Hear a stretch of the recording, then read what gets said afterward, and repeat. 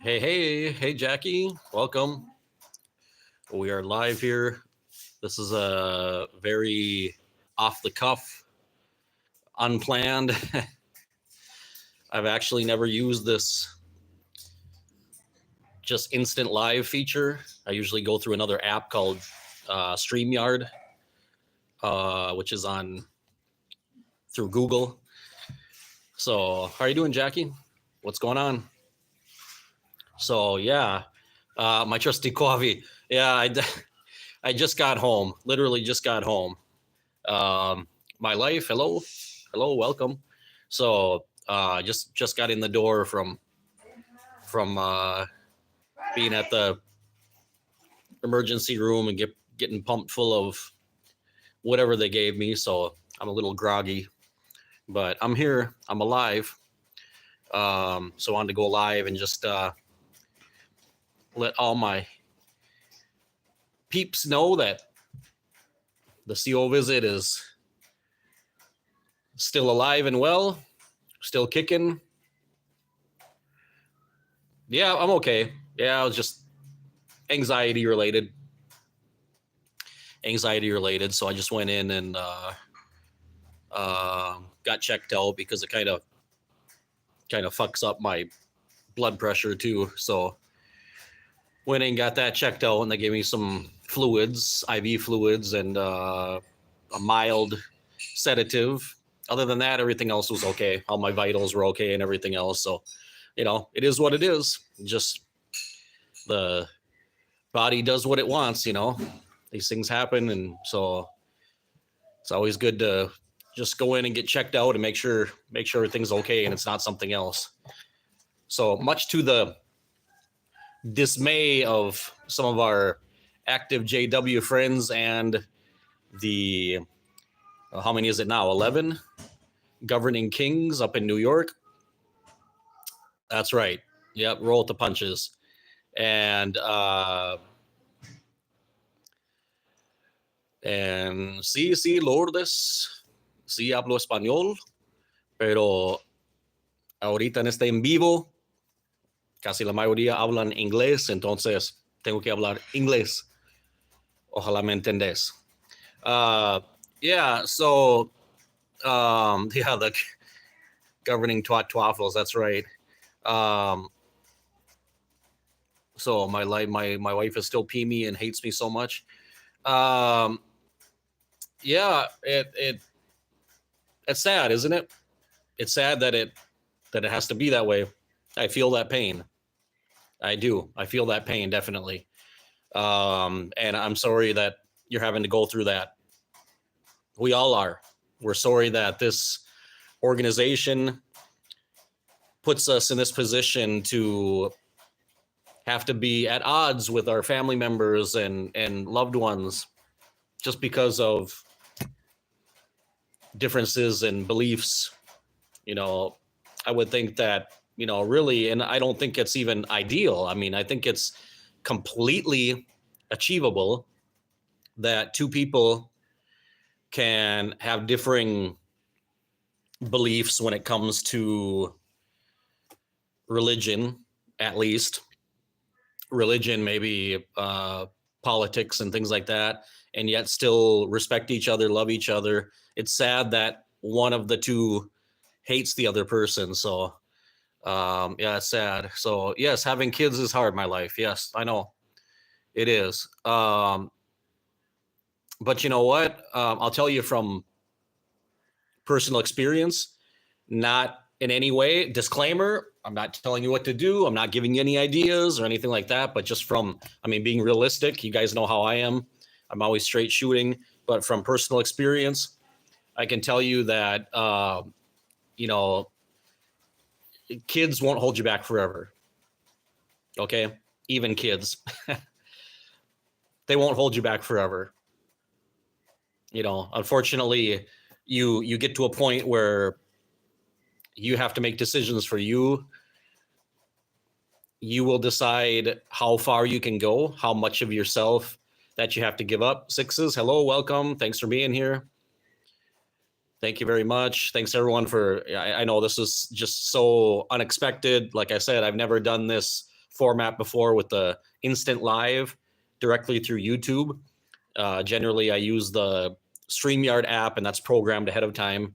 But I just got home and I didn't want to go through so much protocol. I just wanted to come on and let everyone know what's going on. But yeah, I'm a little bit woozy from the sedative that they gave me, but otherwise it's all good. So yeah, it that's one of those things where you might think that you're staying in a relationship, and that happens in many different situations, not just because of religious discrepancies and things like that, but there's people who are unhappy together. There are relationships they're unhappy together, or maybe there's abuse going on, but they say, oh, but I stay because of my kids. I'm not, I don't leave because of my kids, otherwise I'd be out of here. And you know what, kids won't hold anybody back. The only thing I would tell you is that looking at my own mistakes that I made years ago, if you are going to leave someday, do what you can to get custody of your daughter. And I say that right from my heart, guys. Okay? I say that right from my heart. And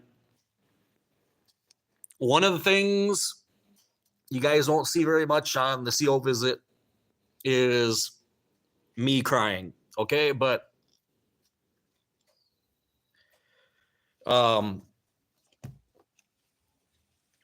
I made a lot of mistakes back in that time as well when I left the organization. And unfortunately, I'm paying for a lot of those mistakes now in the form of my children, because when adults make decisions, one thing I want you to remember, anybody that like my life that's in that situation, the consequences of that decision are going to fall on your children. Okay, I'm not telling you this to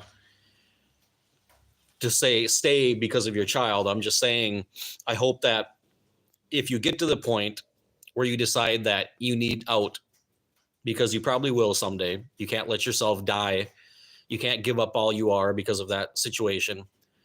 But I hope that you'll do things a little bit better than I did, and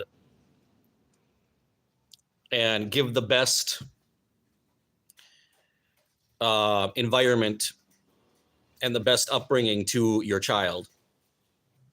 And I don't think that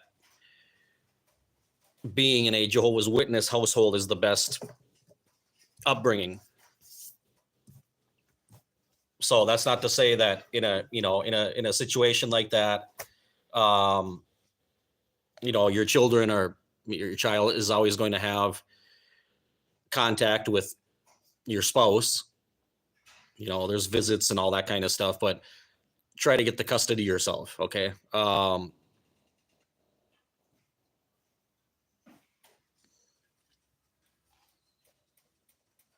Yeah. Well, yeah. And that's the way it is, right? That's the way it is. It's going to be that way until, something happens as well in her life that will make her see. And you know what? Ironically, it could be you leaving. It could be you leaving, although not always, because the congregation will start to love bomb her again, because they'll look at that as Satan's attacking her faith, and they'll try to bolster her up and make sure she keeps going to the meetings. And well, I think my life, if you want a perfect person to talk to about all of that, it's Justin Porter. I don't know if you know Justin, if you've seen his channel.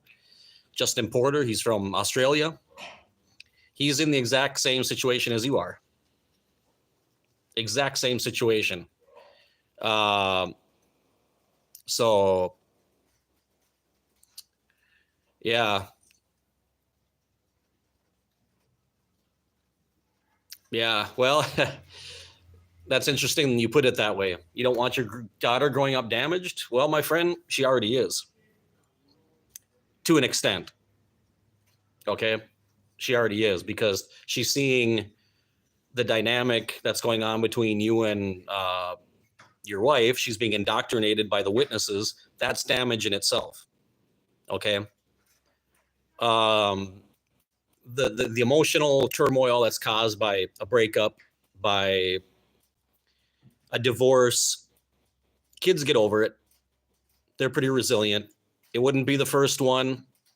Certainly, you're not going to be the last one either.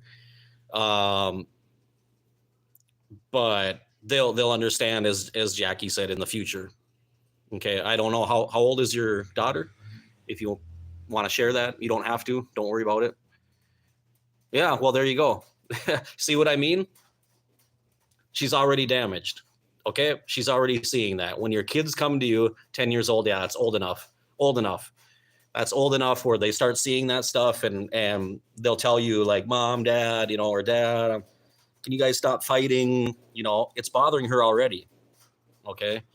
So, but the thing is though, what's important is to talk to her. Um, if you ever do get to that point, but get her input as far as what she feels about it. How does she feel about mom and dad? How does she feel about being a witness? If she had a choice, who would she like to live with? If that came to that, because those things are. Remember that at 10 years old, um, when she's like my daughter's age, 16, her views are going to change a lot. So Malaysia. Oh, okay. Mother gets custody until, yeah. Well, yeah, that's pretty much everywhere. I'm in Honduras, so it's really, really, really hard for the father to get custody, even when you can show that you have a better situation, like in my case. Um, and even right now with the legal battle that's going on right now for the custody of my daughter, nothing is. It's not 100% for sure. You know, we have a pretty strong case, but that doesn't mean it's just you know um, all depends on the judge. You know, it all comes down to that. So it's a pretty hard system. Thank you, Danette. I appreciate that. Yeah, we're dealing with it. We're dealing with it. Yeah, I think everything's said and done. Cosette's probably dealing with it better than I am. Um, you know, it's been a hard blow for me. This whole thing, really, really hard as a father. Um, having a child try to take their own life. That's a really big emotional blow to your system, and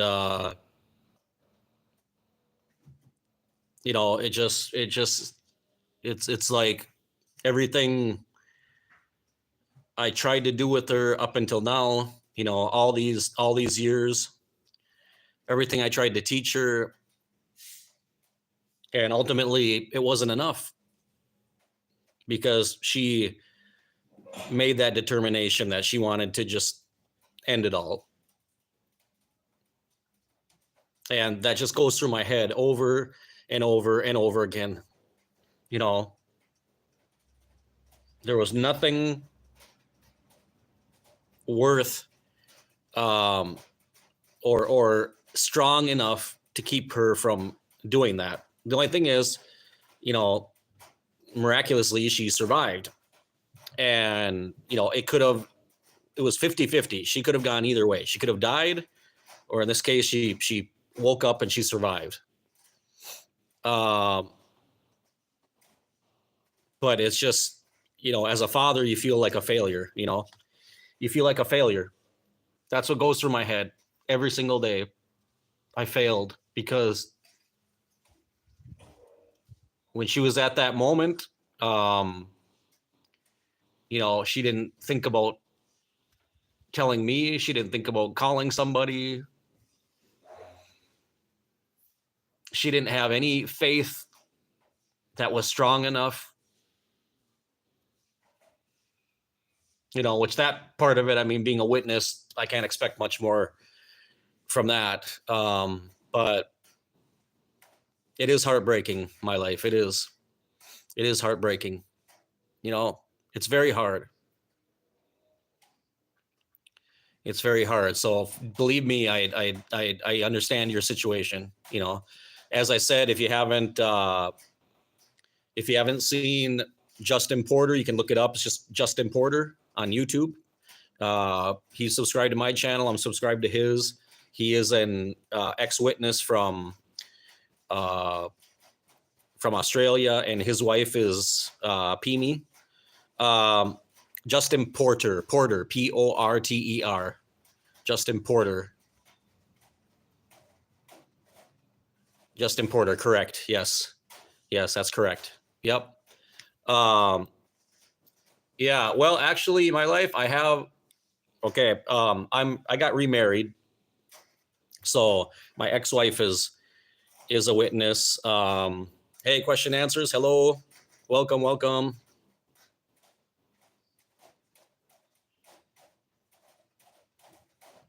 Yeah, belly full of words. Hey guys, welcome. I appreciate you being here. Thank you. I've been watching your videos. I love it always. Thank you.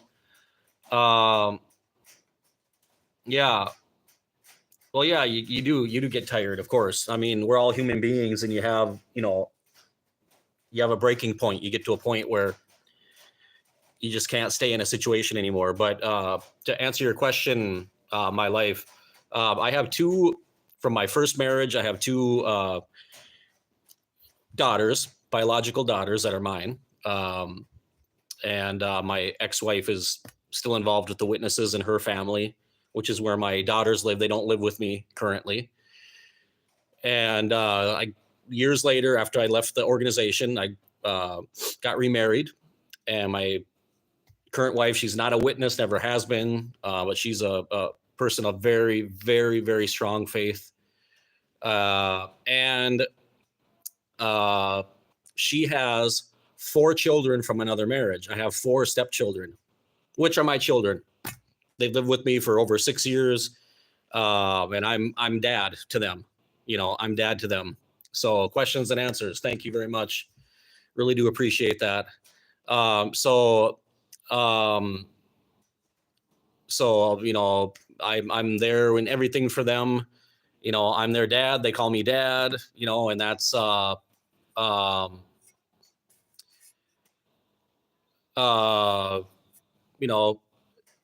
they're my kids. They're my kids. So when this happened, those of you that those of you might be joining us, like, with belly full of words. I don't know if you've seen my recent videos, but I have a 16-year-old daughter who lives with her mother. They're all still related with the witnesses and everything. And my 16-year-old daughter, last year in November, she disassociated herself. She talked to me about it, and I kind of helped her with the navigating her way through that without having a judicial committee or any of that. And then she walked away from it. And then subsequently, pretty much the next day, the family that she's grown up with her whole life, that she's depended on, that loved her, that spoils her, that just like that, a switch went off and shunned.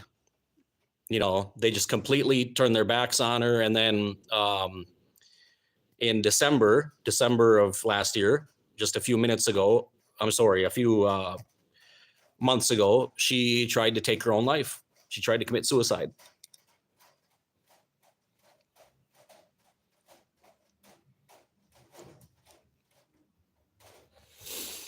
It's a really hard thing.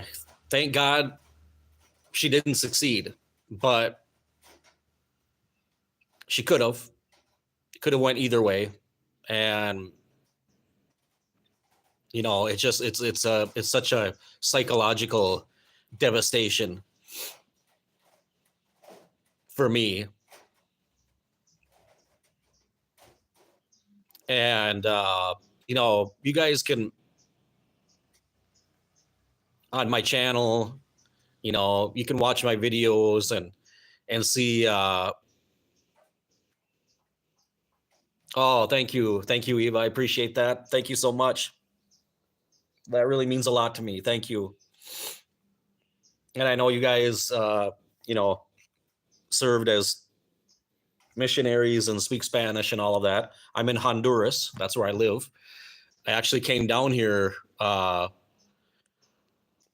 for a hall build. I came down here in a hall build for a week, and I ended up meeting my first wife through that. When I was still a witness at that time, and then I ended up staying here, and I became I was named again. I was already a ministerial servant back in Minnesota, where I'm from. I'm from Minnesota originally. And then, I got officially named a ministerial servant in the congregation that I was in down here. And then I was pretty much, for all intents and purposes, I was an acting elder, never officially named, but we did everything because there was only one missionary brother in the congregation. He was the only elder. He was the only elder who pretty much built up the congregation by himself. And so when I got there, it was just myself and one other ministerial servant. So we went to all the elders meetings. We read the letters.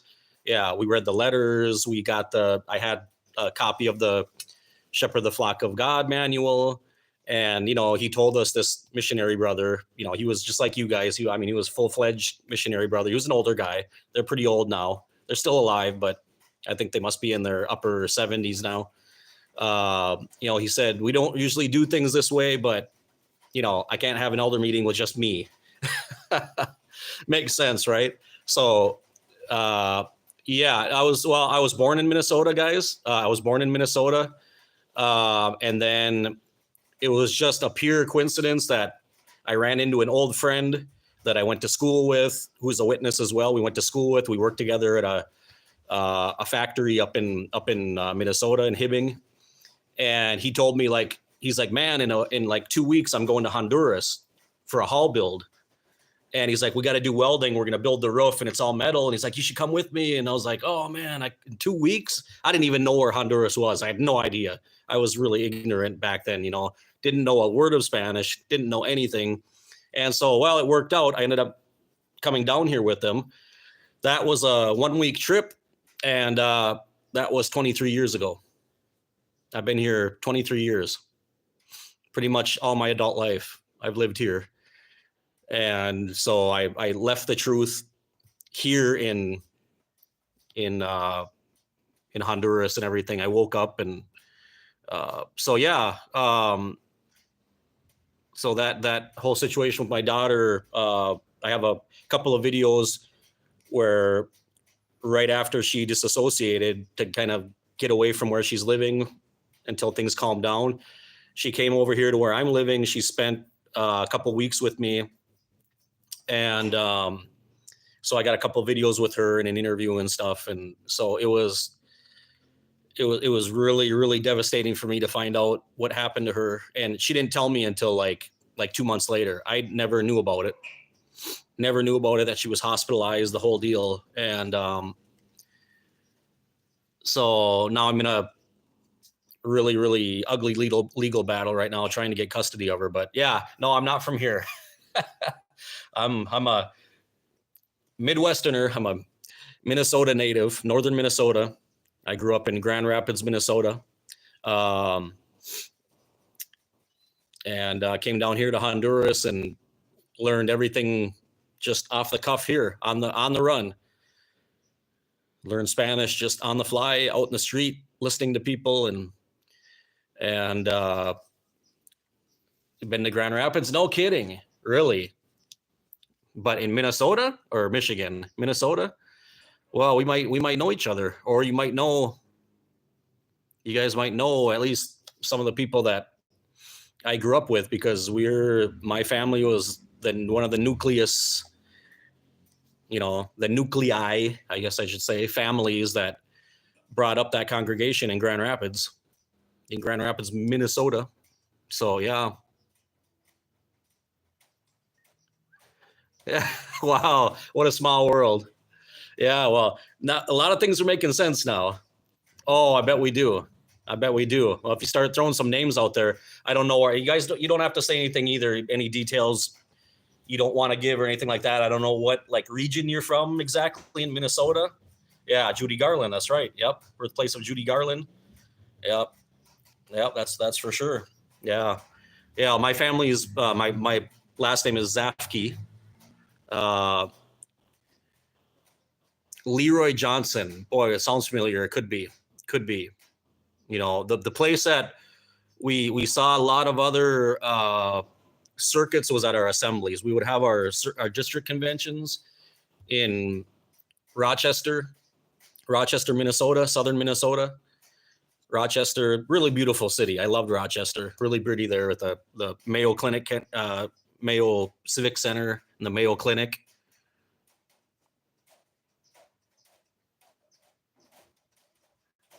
Oh yeah, yeah, absolutely, Belly. Nope, I know, guys. Eva and all you guys, I know that. I understand completely. Yeah, not a no. Zafke's not a Hispanic name at all. No, no, it has German roots actually, and from my dad's side of the family, and my grandmother, my maternal grandmother, my mom's mom, was Yugoslavian.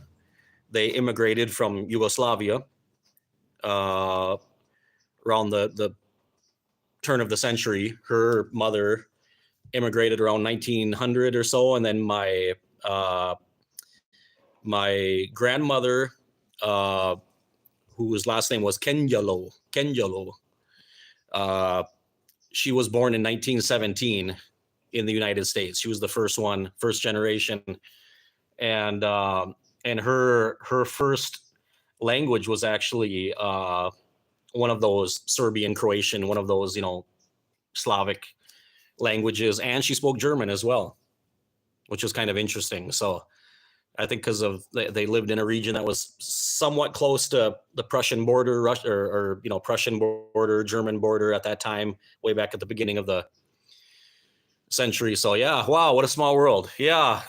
So yeah, I grew up in Minnesota, and our circuit um, was Grand Rapids was kind of the border.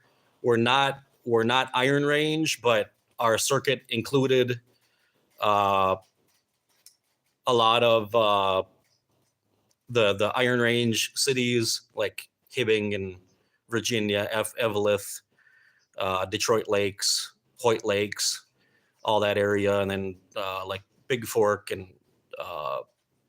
Cook, and I could go on. I could name 100 towns there. International Falls, and then when we'd have the district convention down in Rochester, then there would be some other circuits there from the Twin Cities area. So Maple Grove, yeah, Minnesota. That's why I throw people off at the beginning of my videos when I say my trusty coffee. They think like, yeah, Big Fork and Cook makes me hungry. Yeah. So yeah, we would have the metro area, a lot of those, like Maple Grove, Brooklyn Park, all that area. Yeah. Yeah. Oh yeah, and that whole area. Yeah, you're either in all the Iron Range area, everybody's Finlander. Everybody's a Finlander. Yeah. So everybody's last name either ends with a itch, a vitch, or Aitala, or they're all Finlanders and Norwegians up in that area. So if you're from Minnesota, you're either German, Swedish, Finnish, Norwegian. That's it. Take your choice, and a mixture of any or all of the above. So yeah, they worked in the mines. Yep. Yeah. Oh yeah, I bet. Yeah. Yep. Yeah, there's a lot of interestingly, I don't know if you guys know this, you probably do. Um, all of that whole stretch going east towards, there's Calumet or Calumet, however you want to say it, Calumet, Coleraine, Calumet, then getting over to Hibbing, all those huge mountains of low grade ore that they left piled up all over the place. They're actually going to start mining that. They're going to get rid of all of those loads of low grade ore because they have use for it now. They, decades ago, they discarded all that because they said it was too, it was low grade ore. It wasn't worth anything. And now there's these companies going in up there that are going to be mining all of that just on the surface, all that ore that they left up there. And so it's gonna change that area quite a bit. But yeah, I know a lot of people that work up there in like in Mintac, the Mintac mine, and Lutefisk. Yeah, Lutefisk, definitely. I don't know if you ever tried lefse before. Lefse, you ever tried lefse? It's like a bread, and a Finnish bread. Virginia. Oh, really menacing. No kidding. Get out of here. Wow, what a small world. I never knew that. Never had any idea. Yeah, I used to drive through when I was going to tech school, and I studied engineering in Eveleth. There's the Eveleth Community and Tech College. I studied there, and I used to drive through Virginia every single day to get to Eveleth. Yep, know that area very well, very, very well. Yeah, it's amazing. I would have never imagined that there are this many people, even some people from my state here. That's amazing. But yeah, it was quite a traumatic experience coming from northern Minnesota to Central America. Weather-wise, it was a definite shock, and especially the first 10 years I was in the southern. Oh no! Don't worry, guys, at all. No. This is There's no topic here. There's no topic of this conversation. I just came on. It was totally not planned at all. Okay, it was not planned. I've actually never used this like instant live on Facebook, or I'm sorry, on YouTube before. This is the first time. I usually use live stream, and then I plan it ahead of time. But I had a little anxiety problems this morning, and I had to go in to the hospital just to get checked out, and they gave me some lefse. Yeah, yep, cinnamon on it. It's really good. Yeah, yep. I think you did though, actually. Yeah, lefse. Yep. It was my pronunciation that was all messed up. Yeah, Hockey Hall of Fame. That's right. Yes. Yep. So I went to school in Eveleth, and sadly, the you might know these brothers up there in Virginia. The Rupp family, Jim and Kathy Rupp. Their son Brian, he's the one that I came down to Honduras with. We went to tech school together, even though he was a couple years older than me. We went to tech school together, and then we worked at L&M Radiator in Hibbing for a year together as well. And we came down to Honduras. Unfortunately, on December 24th, he was living in North Carolina now. He moved down to North Carolina, got married there. He was still a witness. Got in a motorcycle wreck, was killed. So that was pretty traumatic, pretty tough deal. I was really good friends with Brian. He was a really nice guy, nice kid, But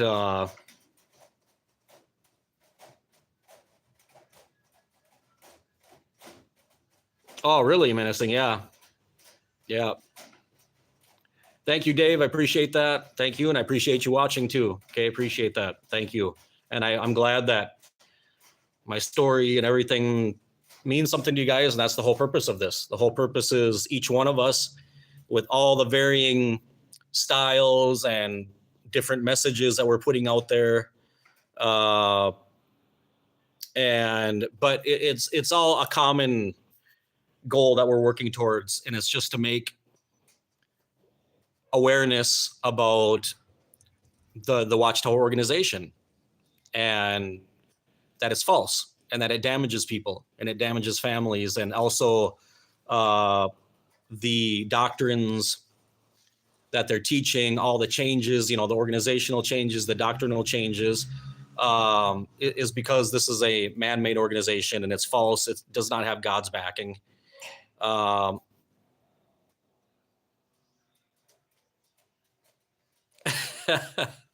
Well, thank you for that. Yeah, I appreciate that. Yeah, I hope you don't get in trouble at work, but yeah, you're very welcome to keep watching. So I'm just kind of, I'm using you guys. I'm using you as therapy right now, just to talk and get some of this pressure off of my back. Yeah.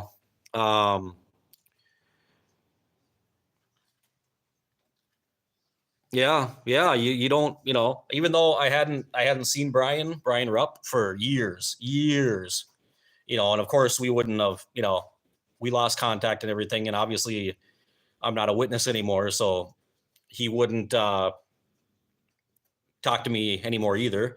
Just like my two brothers, I still have two brothers that, so far as I know, both of them are elders. My one brother, Clint Zafke, he spent quite a bit of time out in Bethel. I think Patterson. I want to say Patterson because he's a master plumber. So he spent a lot of time out there doing, I think, on their construction projects out there. And I haven't talked to them for 16 years. Don't know anything about them, anything at all. Just a couple months back, my daughter, the one that I'm dealing with right now, what happened, she had one of my brother's wife's Instagram accounts, and she sent me a bunch of screenshots, and that literally was like shock. I mean, the picture that I have in my head of my brothers was like from almost 20 years ago. I've never seen them since then, since I left the organization. And just seeing them all of a sudden, like almost 20 years later. And also my oldest brother, he's got two kids, two boys, my two nephews that I don't know them at all. And, but they're pretty much just as indoctrinated as ever. I saw some of their comments on their posts and at district conventions, and they were just, praising Jehovah and everything. And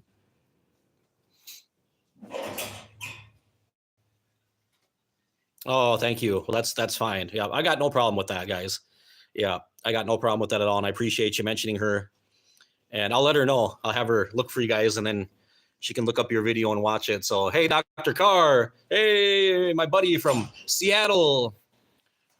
How's the Kraken doing up there? The Kraken, Seattle Kraken.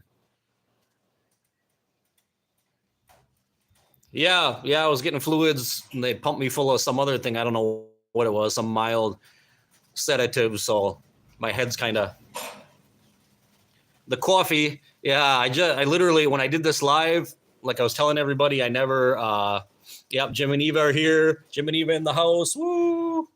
Thanks for being here, guys. I just literally got in the door from the hospital, and I've never used this like instant live on YouTube before, and I just decided to come on and start talking.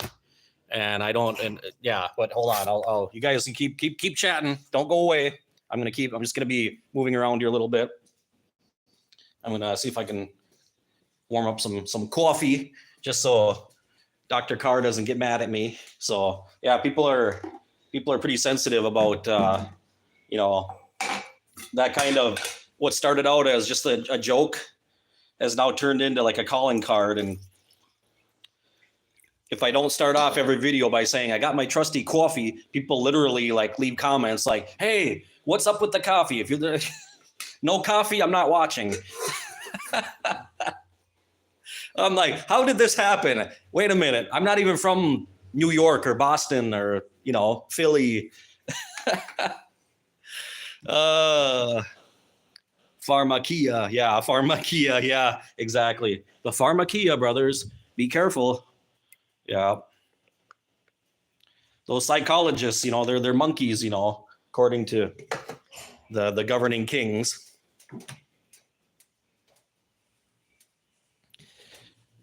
Yeah, well, speaking of that, Doc, you want the good news or the bad news? Well, actually, there's no good news. There's only bad news. So should I break it to you, or just give it to you without anesthesia, just direct? Unfortunately.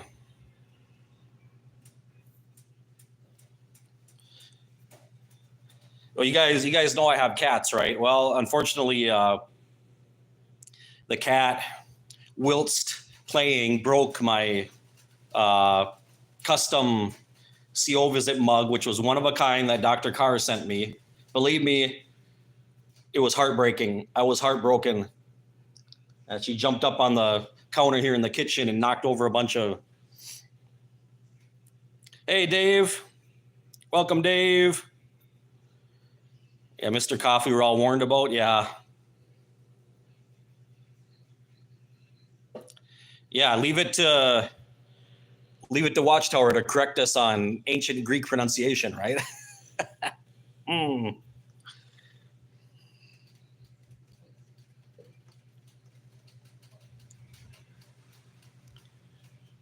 Yep, Dave's. I put the link also to the interview that Dave did on JT and Lady C's channel. You can go on my channel in the community post, and the link is there. You can check that out if anybody wants to watch it. So I got my trusty coffee now.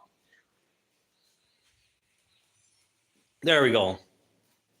Yeah, nothing like some pharmakia, especially when you're a witness. Gotta have some of that pharmakia, definitely.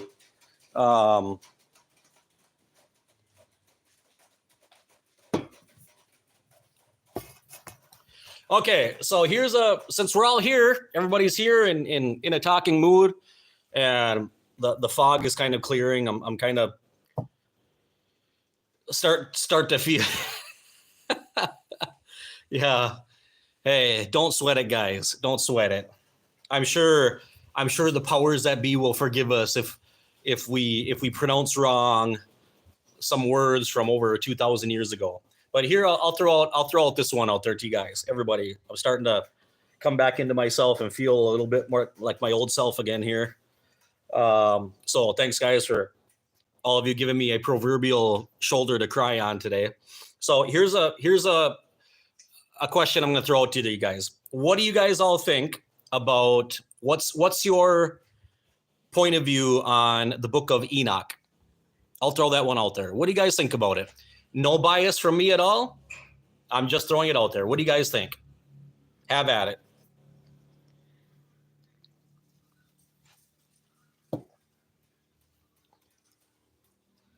Yeah. Okay, Doc. Thanks for coming. Appreciate it. Yeah, Jackie, they'll do that. Yep. They get into anything and they can't see. A cat can't see anything new and they think it's theirs, right? It's like, oh, what did you bring me now? Right? Literally just started listening to it. Okay. Well, let me know what you think later on when you get into it some more and when you look at it a little bit. What you think about it? What do you guys think? What's your view on? What's your take on the Book of Enoch? Is it legit? Is it not? Is it relevant? Is it not? Did Jesus really quote from it and the other apostles in their letters? Or was it made to look that way because they just wrote it later on? I don't know. I'm not really trying to sway any way.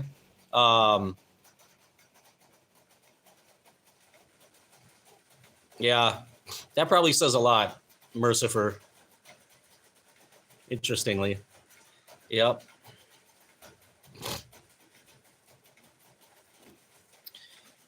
Yeah, supposedly, and I don't know, guys. I can't say with any,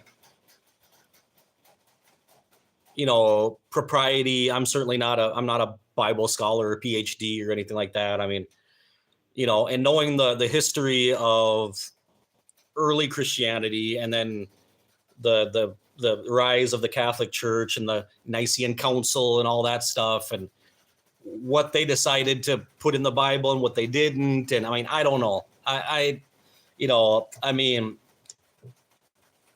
is there really a way? I'm not saying there's not. I'm just saying I don't know. Maybe somebody out there that does know, that I can watch or steer me in the right direction on that. But I don't know if there's really anything 100% for sure about what's in the Bible, if that's the original, like if that's what God wanted, right? Yeah, you know what? I just started listening to Stacy's podcast this morning when I went into the hospital. So I only got into like the first 10 minutes, and then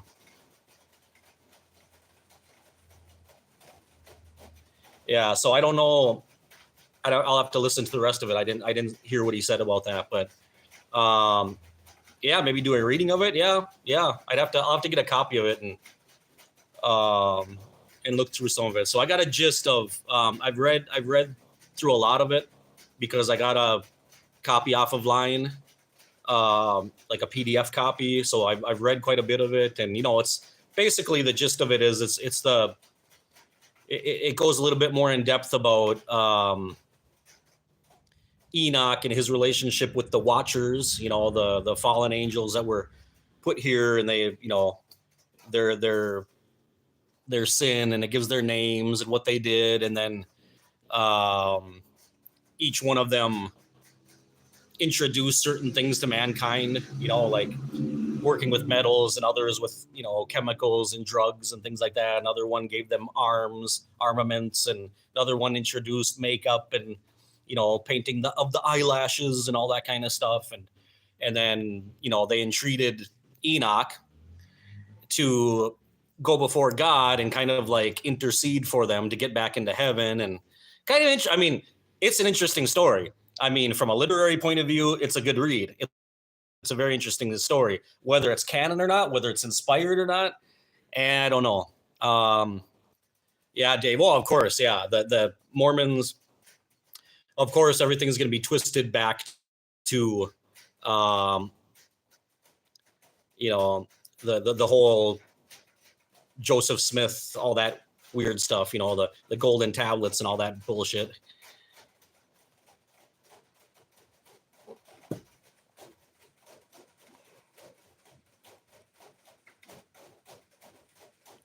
Not inspired. They do make more sense regarding human history. Yeah.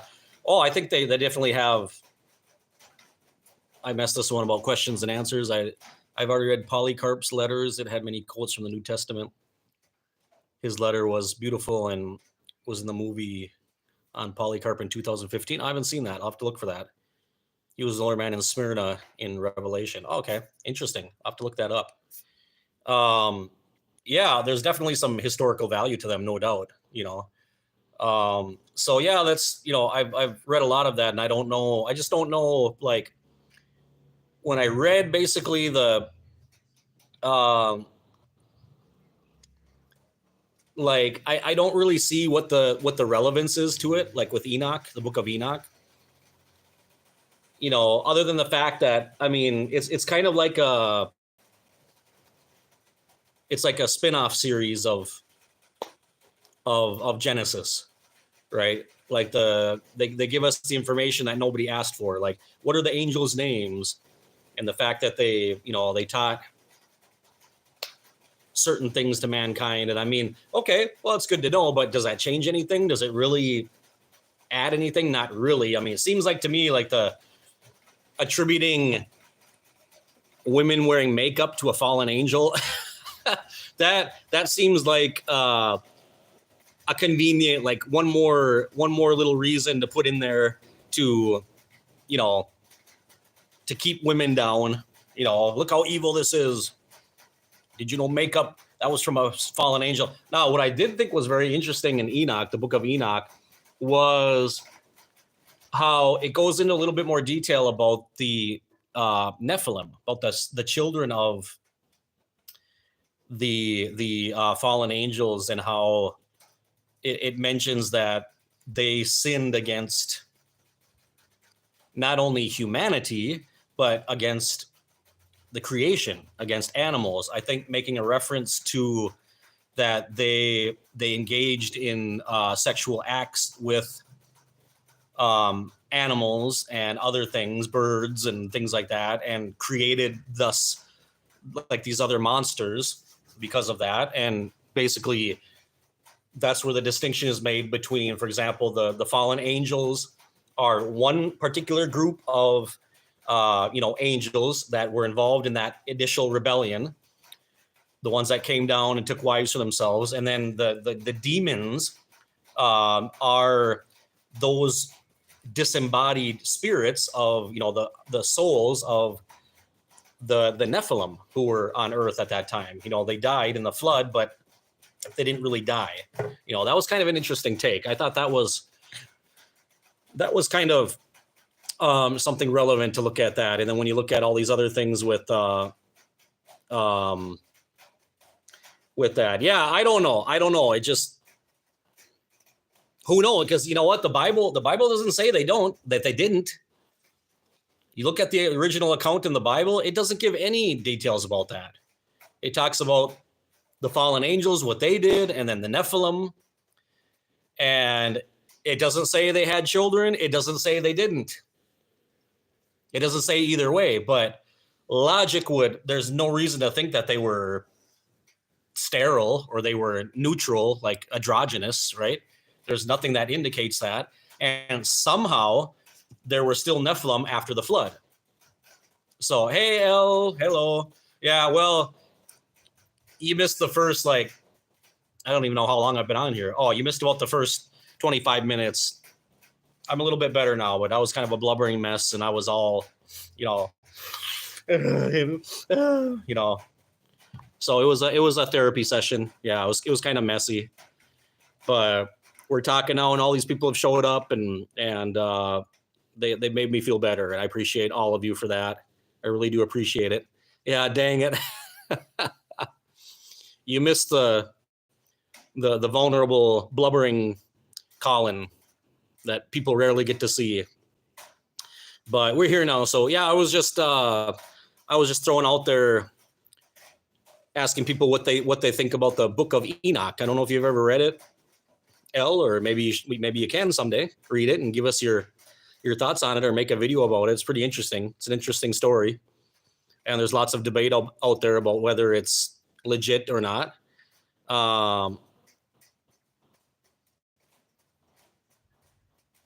Yeah, no, you're not the only one. That's why I call you sis. We're like, you're the female CO visit, basically. Or like in a lot of ways. Like I told people, you watch my videos and you might see me as being so tough and angry all the time and stuff, but I'm not. I'm really not. I'm just a big, sensitive, blubbering mess most of the time. I'm very emotional, really. Yeah, the Book of Enoch. So, yeah, the Bible just doesn't, but evidently after, if you read, for example, in, I'm your bro, you're my sis. That's what I told you. I'm going to call you sis from now on. So, but yeah, if you look in, for example, the book of Joshua, when the Israel, or I should say the Hebrew spies, they weren't Israel yet. The Hebrew spies went into the promised land and they were scoping it out, and they saw this one village of people that were giants, and they came back and they said, there's Nephilim in Canaan. There's Nephilim. Now, there's debate about that, whether it meant they took them as Nephilim, like they look like Nephilim, right? And they actually weren't, or they were. Again, there's different schools of thought on that, of whether they were actually Nephilim or not. It certainly points to what you read in Genesis, that besides the fallen angels, anything that was, born, anything that was alive, creation of any type, died. But of course, the spirits of the Nephilim, or the Nephilim, are still around, and those are the demons. There's actually, when you read the Bible, okay, you'll see a clear distinction between two groups. you'll see the fallen angels, and you'll see the demons. And so actually the Book of Enoch does kind of help to understand that a little bit. So even if it's not canonical, it does give some insight into that, which makes a lot of sense. It makes sense to me. So I don't know, but that's up to each person. I don't know. You know, that's just what I think. But it's an interesting read. It's a good story. It's a really good story. So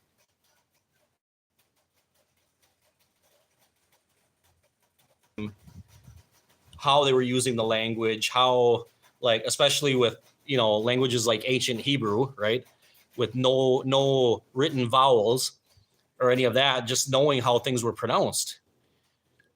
Such as, case in point, the divine name, which evidently, like I've always made the argument in my videos, of course, I don't believe in the pronunciation Jehovah at all. I don't believe that at all, because we know where that came from. Okay, that was introduced. It was a Latinization made by the Catholic Church by taking vowels out of Adonai and Shaddai, right? And they put those in between the consonants of YHWH, right? And or YHVH, whatever. And they came up with Jehovah. And it was a Dominican priest, a Dominican monk, about 500 years ago, was the first person to pronounce Jehovah in a speech that he gave, in a talk, basically. So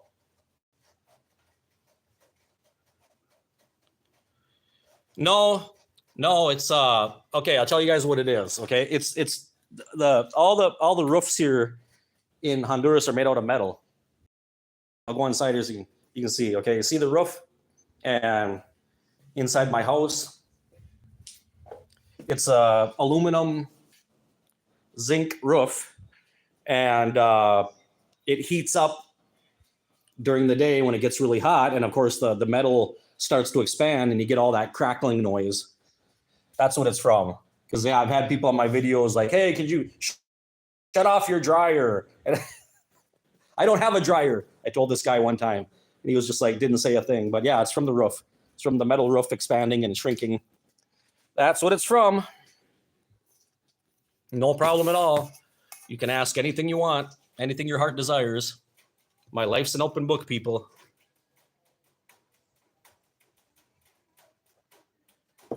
So yeah, L, read it, definitely. You can even find their downloadable versions on internet, like in PDF. You can go that route, or you can just you can order one from Amazon or wherever. Yeah, you remember that, Jackie? This guy was like, could you shut your dryer off during the videos? And I'm like, I don't have a dryer. I had to make a video all about that, just about my roof. Yeah, so it's physics, people. I can't do anything about it. Sorry. You know.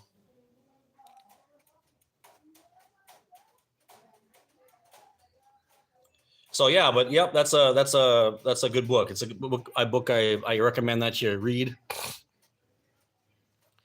Got to put that on your bucket list. Everyone has to read the Book of Enoch. You must read Beowulf. Beowulf is a must read. Such an old story, Norse story, epic. Nobody knows who wrote it, but excellent story. The only bad thing about Beowulf is, unfortunately, just like show me my hamster. Beo, yeah, it's is it Bale? I think it's Beowulf, right? Bale or Beo or Bale, or is it pronounced Bale? I don't know. You guys tell me. How's it pronounced? Beowulf or Beowulf? Is it Beowulf? Yeah, it's Beowulf. Beowulf. Beowulf. He's a Nordic warrior that takes on the Grendel. Like I was saying, the only bad thing about Beowulf, unfortunately, just like Victor Hugo's Les Miserables, The Miserables, it's been bastardized so many times by so many plays and movies and renditions. It's really sad. People see that, and it's become such a cliche, like in our modern day culture, that people lose the essence of what the original story is, you know. And same thing with my absolute favorite book of all time is Victor Hugo's Les Miserables, which is where I got my daughter Cosette's name from. Cosette is a main character in that book. So I always knew that one day if I had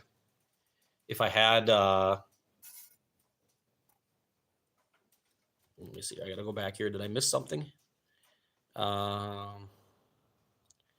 miss something here? I go back. I gotta check the comments here. I can't tell. No, I don't think so. All right, just want to make sure. Don't want to make sure I didn't miss somebody's.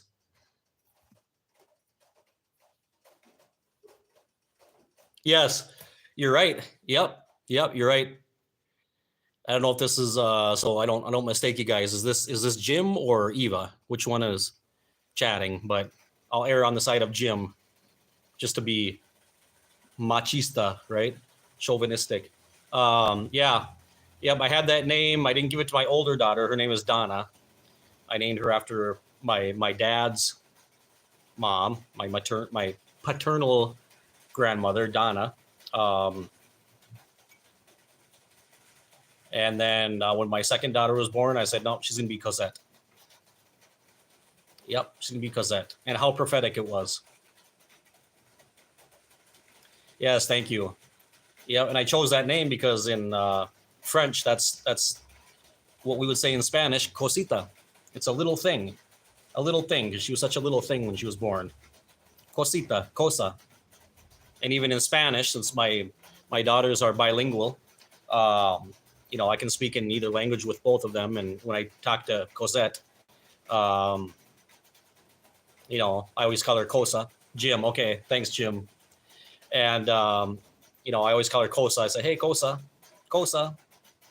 sing.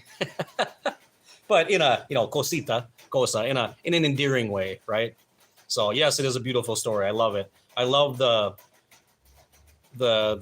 whole redemption, repentance, redemption, turning his life around. Jean Valjean getting a pretty unfair shake in life back in that French culture at that time, and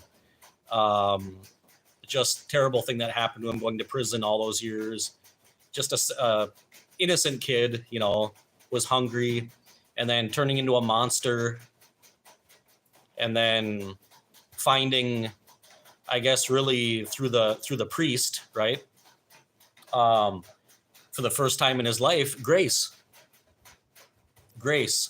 being forgiven.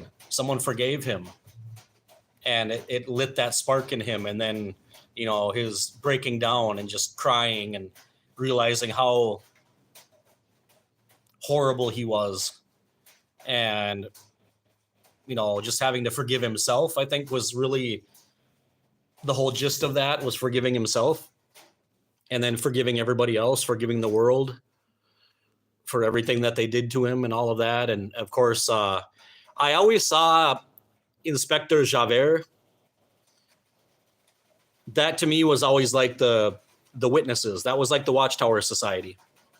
That, just unstoppable, severe, legalistic, by the book, right?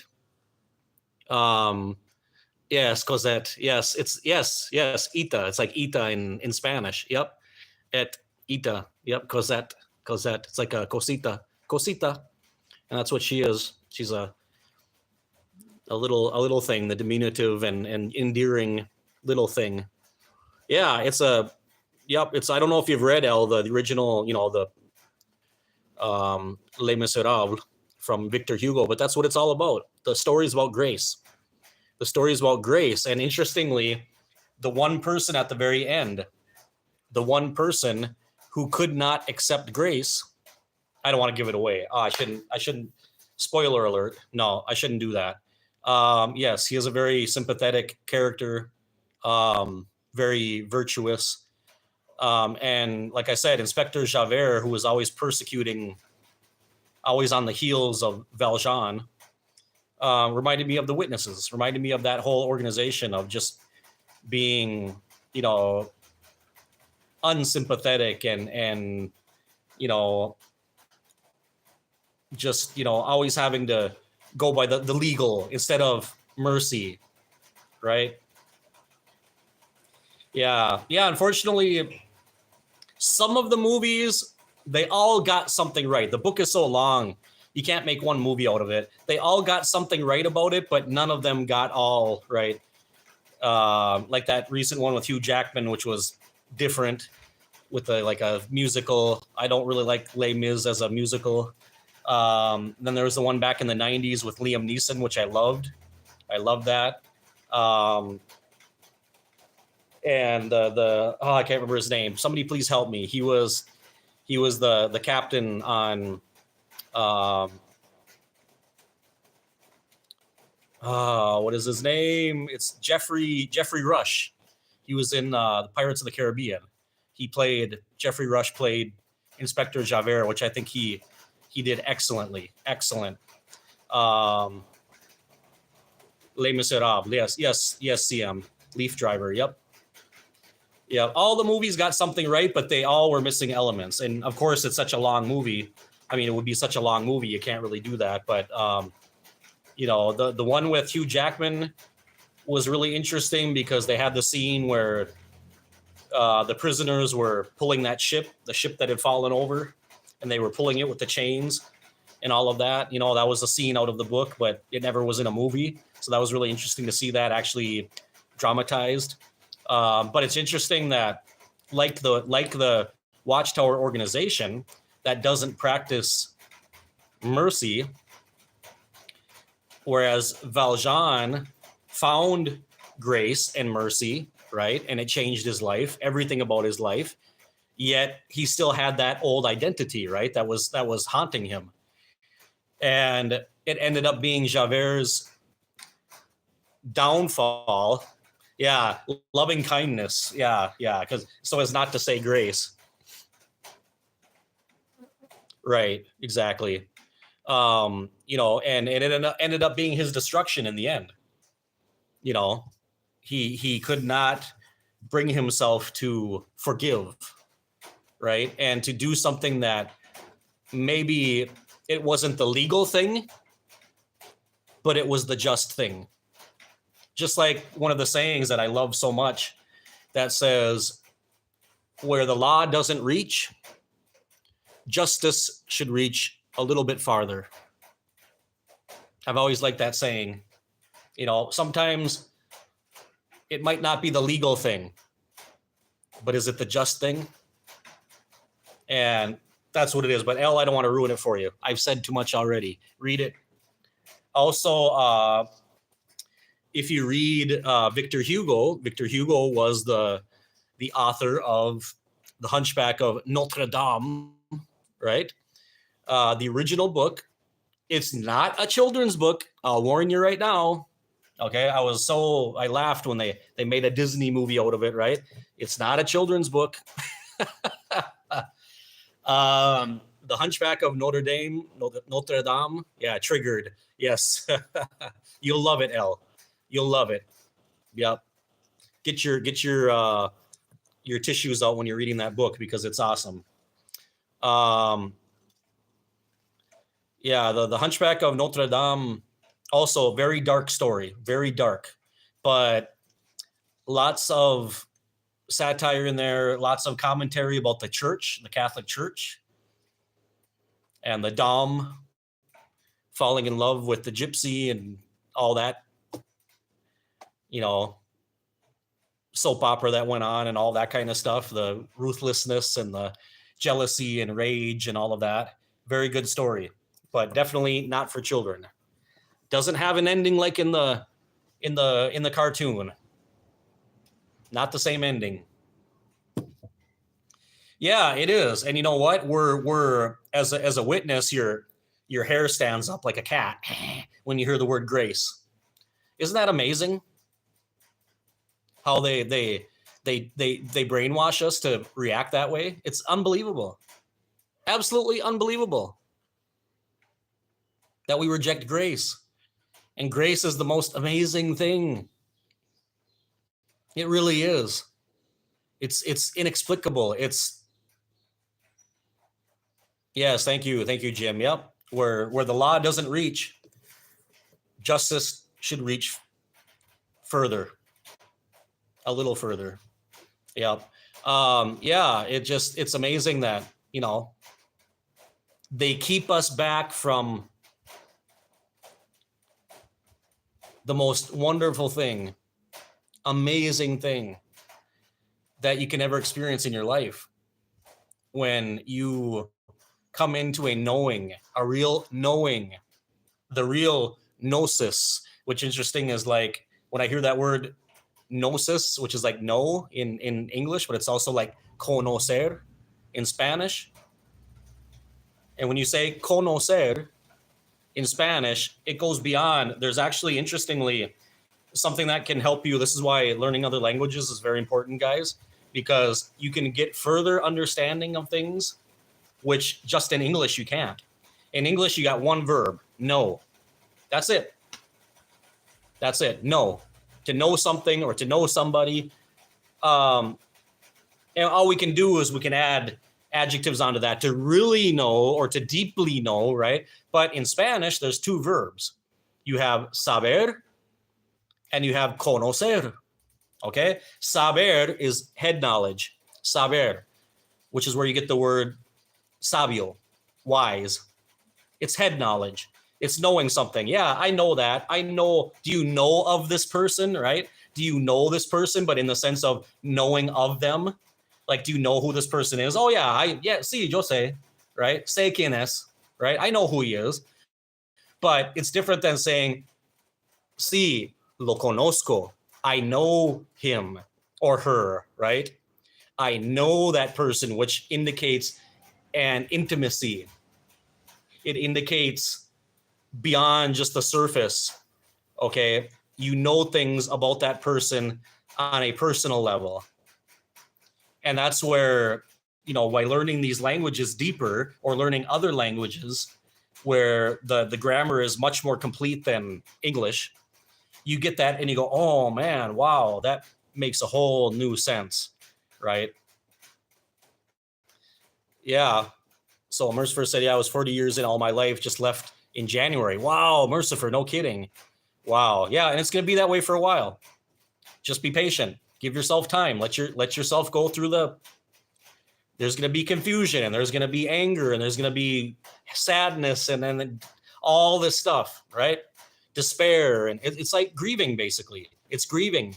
You're going through a grieving cycle. Am I right, El? It's like when you leave the organization, it's a grieving process, right? It's denial, it's anger, it's bargaining, it's, despair and then acceptance, but that can take years depending on the person, right? So just let yourself go through it.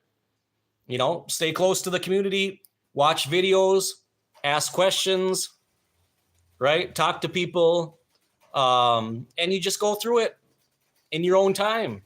It might be weeks, it might be months, it might be years, and that's okay. It's all right. Okay. So hang in there. You're going to get through it. Yep. None of them are wrong. Exactly. Yes. That's exactly it. Sabiduría. Yes. Sabiduría. Wisdom, which is also a form of saber, right? Saber. And then conocer. Conocer is to intimately know somebody. Okay. So if I say, for example, in Spanish, yo sé quién es Jim, right? I know of Jim. I know who he is, but it's not the same as saying conozco a Jim, right? Because I don't. Okay, I can't use that verb, conocer, because I don't know him on that level. I know of him, right? I'm having a relationship with him, talking to him, getting to know him, but I can't use conocer yet, right? So that's the differences, and that really helps you understand the Greek gnosis, Gnosis, excuse me, Gnosis, gnosis. Yeah. So then you understand why they say, for example, that Joseph did not know Mary, right, until after Jesus was born. Joseph knew Mary, and then they had children. He knew her. In what sense? Intimacy, right? You have knowledge of that person that nobody else will have on an intimate level, right? A psychological level, an emotional level, all those things by having, the stages of death. Absolutely. Yep. Grief, stages of grief after death, all those things. Yep. Yes. And also the same way, my wife has been a godsend, an absolute godsend to me. Yep.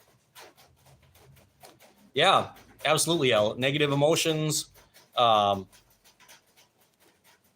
they can be channeled correctly. They can be very useful. Great for exercise, great for writing poetry, music. Yes, she is. Oh, thank you. Yes, she is. She absolutely is.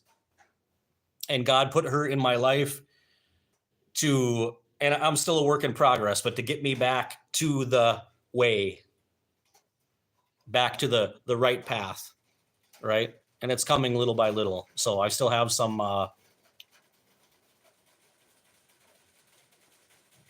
yes, absolutely. Oh, they've changed lots of scriptures. Not just that one. Lots of scriptures. Yep. Yes, absolutely. Some of the best music we have, songs, were fueled by hurt, anger, anguish, betrayal.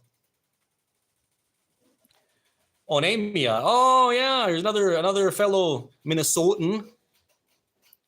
Welcome, Psycho Face. I appreciate that. Awesome.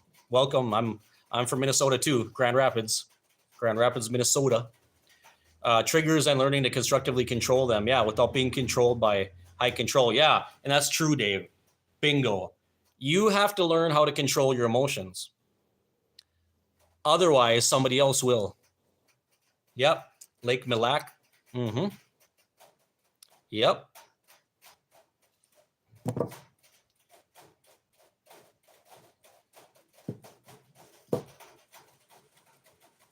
Absolutely. Yep. Yeah, I've driven around Milak many times on the way to my aunt's house in Elk River. Yeah. But yeah, you're absolutely right, Dave. Control your emotions or somebody else will. They'll control them for you and they'll make you do what they want. Yep, Alex, absolutely. Pause, take a step back. Yep, pause again. Yep, Illinois. Yep, cool, Leaf. Awesome. Yeah, it's our neighbors. Illinois, Iowa to the south, Michigan, Wisconsin, the Dakotas.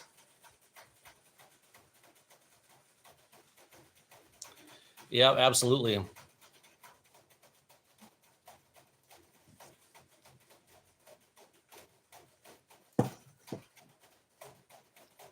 So, well, I hope everybody has, lots of, man, I can't believe I've been on here an hour 20. I'm going to get going. Thank you, everybody, for being on this improvised live stream. I'm going to rest here a little bit, and then I'll try to upload a video a little bit later on. Yeah, emotional intelligence, absolutely. Absolutely. That's one of the many types of intelligence that exists, and it's one of the most important ones. In my estimation, emotional intelligence is one of the most important, because if you can't control yourself and your emotions, everything else just kind of goes haywire, right? So yeah, so thank you, everybody. I'm going to get running here.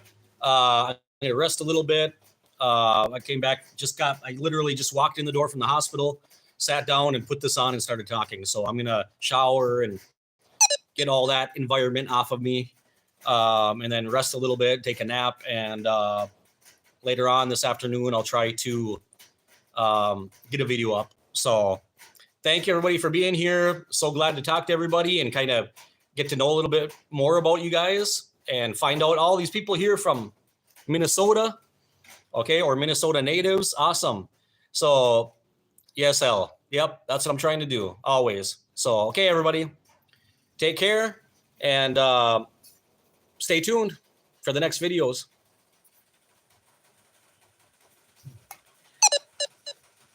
Let me see here.